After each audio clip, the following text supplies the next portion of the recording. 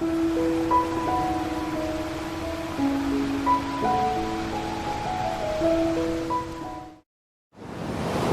1854, James Hudson Taylor came to China, driving the gospel from the coasts further inland.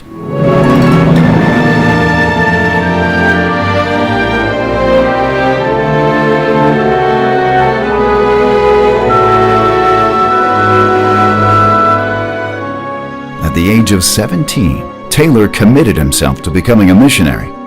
After 4 years of medical and physical training, he left his family at 21, embarking on a 156-day voyage before arriving in Shanghai.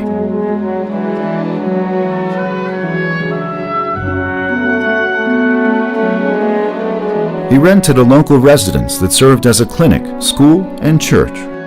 Together with other missionaries, he made 18 evangelizing tours in the Jiangsu and Zhejiang provinces, simultaneously providing medical services and preaching.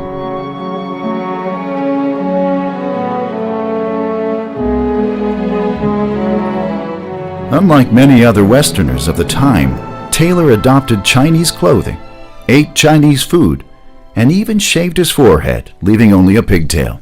He had no hesitations whatsoever in approaching locals. This type of behavior brought Taylor a lot of trouble, because at the time these Western missionaries were British. We know that the British were all about gentlemanship, their culture, their clothing, their appearance. They had a system. Dressing like this is gentlemanly, dressing like that isn't. So when Taylor started wearing Chinese clothes, especially after he shaved his head and styled his hair in a pigtail, the foreigners could not stand it. They would say, "Why would a normal person choose to style their hair in a pigtail? We can't stand it." So when Taylor started dating Maria, he ran into some great difficulties.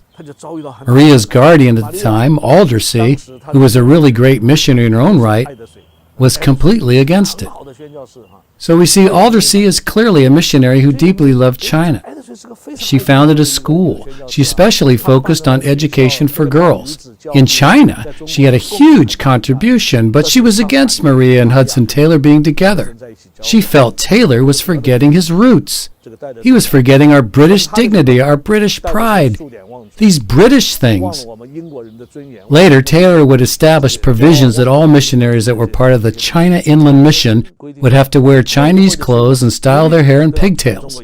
For this reason, some people left the China Inland Mission. Taylor said, "It is not their denationalization, but their Christianization that we seek. We wish to see Christian Chinese, true Christians, but withal true Chinese in every sense of the word."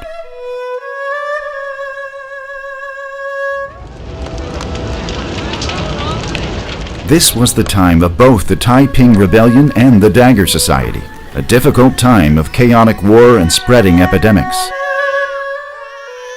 In 1858, Taylor lost his first child and his sister-in-law. The wife of his colleague, Parker, also died of illness.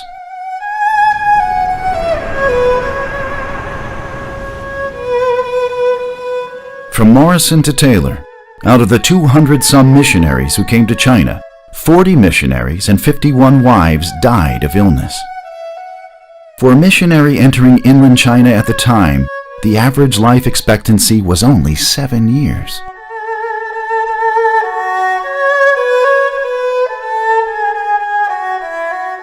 In 1860, Taylor's church in Ningbo had 21 people, but he fell ill, was extremely weak, and had to return to England for treatment. And let's face it, I mean, Hudson Taylor had some pretty difficult times. I mean, he had basically, as I understand it, what we would probably call a nervous breakdown at one stage. On several occasions, his health was very poor.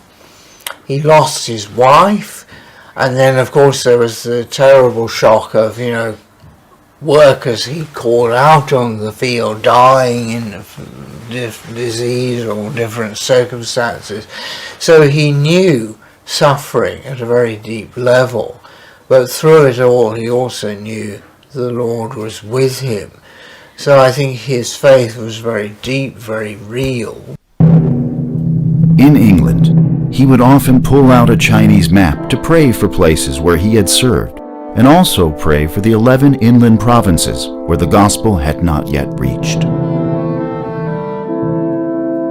One day in 1865, Taylor was at a large gathering of 1,000 people in Brighton.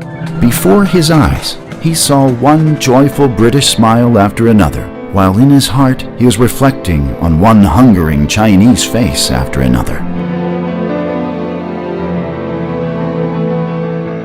He prayed silently for God to send 24 willing, skillful laborers to inland China, 2 for each of the 11 provinces, plus Mongolia. The next day, Taylor opened a bank account for the China Inland Mission in London and deposited £10. He said, "This is not simply £10, but £10 and all the promises of God."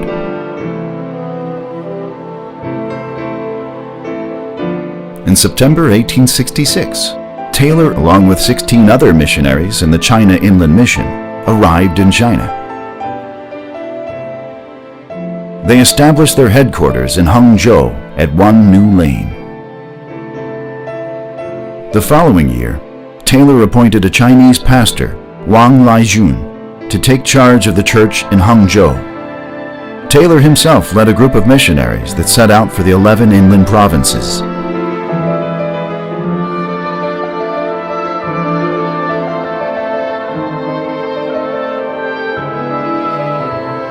For the next 20 years, 137 missionaries came to China through the China Inland Mission, establishing 45 churches, 141 mission stations, and baptizing 1,764 people.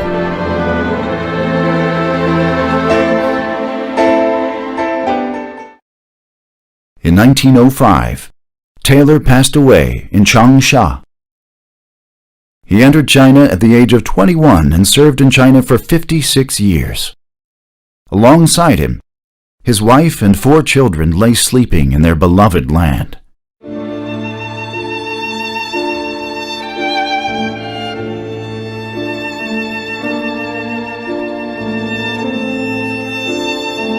His descendants, generation after generation, through a long chain of life, continue to fulfill one of his promises. If I had £1,000, China should have it. If I had 1,000 lives, China should have them. No, not China, but Christ. Can we do too much for him? Can we do enough for such a precious Savior?